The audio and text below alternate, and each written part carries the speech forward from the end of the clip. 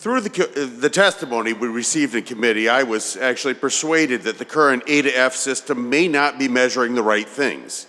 I was persuaded that we do not necessarily need the redundant measurements that we currently have in the A to F system and the index system, and I will even grant that the federally mandated index system provides a more comprehensive look at the factors that would be useful in determining whether a school is meeting its marks.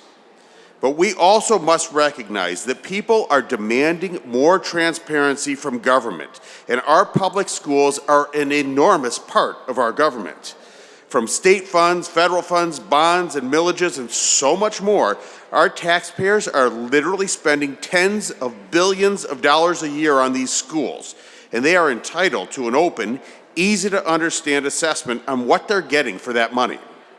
Even more, we must remember that the kids are the responsibility of their parents. They are not wards of the state, and parents need to be able to understand how well their children's schools are doing and what areas might need some improvement. The A to F system, in my mind, is about communication. We are all conditioned to immediately understand what these grades represent. Parents who are not experts in detailed charts can look at the broad categories and get it right away.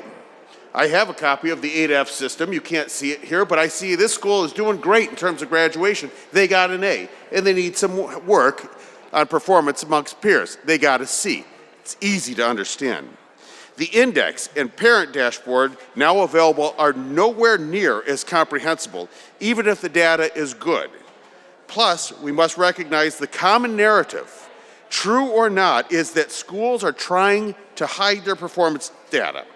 This bill, as it is, does nothing but fuel that narrative. So my amendment is very simple. Use all of the data and measurements solely from the federally mandated index, as is the intent of this bill, but also include an easy-to-understand A to F report, like many other states are doing, of that index data that parents can easily understand. This amendment is an easy fix that doesn't change the intent of the bill, that gives the supporters of this bill everything they're asking for, but preserves the intent of the A to F ranking system, which is pure, simple, and something everybody should support. Common sense reporting of those results that empowers everyone to see the effectiveness of the schools we are paying so much money for.